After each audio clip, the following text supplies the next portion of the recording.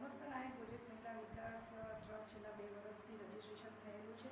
અમારી સંસ્થામાં 40 વર્ષ જૂનું જે ટ્રસ્ટ હતું એને અમે ચાલુ નહોતા રાખી શક્યા, એટલે નવા ટ્રસ્ટમાં અમે 2 વર્ષથી બહુ જ કાર્યકર તરીકે કામ કરીએ છીએ.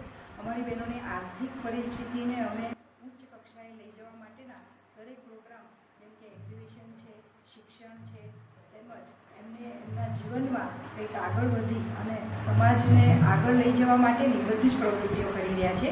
અને આજે જ્યારે 20 ડિસેમ્બરે શનિવારના દિનેશ હોલ ખાતે મ્યુઝિકલ નાઇટ છે, એટલે કે ફંડ રેઝિંગ પ્રોગ્રામ છે. ફંડ રેઝિંગથી જે અમારું ફંડ એકઠું થશે તે અમારા મહેમાનો તેમજ ટિકિટ વેચ્યાનો એમાંથી અમે મહેસાણા ખાતે અમે ગૃહ ઉદ્યોગ બનાવી રહ્યા છીએ. અને જે ગૃહ ઉદ્યોગમાં અમારી નાયક બહેનો એમાં ખાખરા છે, પાપડ છે, કાતરી છે, તેમજ સિઝનલ વસ્તુઓને પ્રોડક્શન કરી અને અમે અમારી બહેનો જ સમાજની બહેનો જ આ વેચાણ કરે એવું અમે આખું આયોજન કરવાના છીએ. અને આ અમારો ગોલ બહુ મોટો છે. આની અંદર અમારા સમાજના બહુ મોટા મોટા લોકો વ્યક્તિઓએ અમને સાથ અને સહકાર આપવાની એમને બધી ખાતરી આપી છે.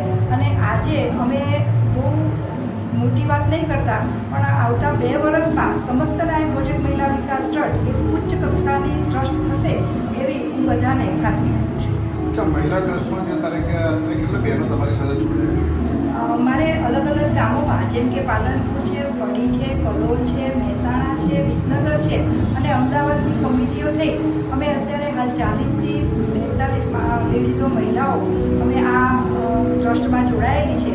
અને દરેક બહેનો ઉચ્ચ કક્ષાએ પોતપોતાની કાર્યકર્તી કરી રહી છે. અને આજે અમે આ સાથ સરકારથી આજે આટલો મોટો મ્યુઝિકલ નાઇટનો ફંડ રેઝિંગનો પ્રોગ્રામ કરી રહ્યા છીએ. જ્યારે બહેનો તમે આ ટ્રસ્ટમાં જોડાયા ત્યારે તમને શું અનુભવ હતો કે કેવી રીતે જોઈન થશે, કેવી રીતે રહેશે, કેવી રીતે આગળ વધશે બધે? મેં 30 માર્ચે એક પ્રત્યુષા એક નવી શરૂઆતનો એક પ્રોગ્રામ કર્યો હતો.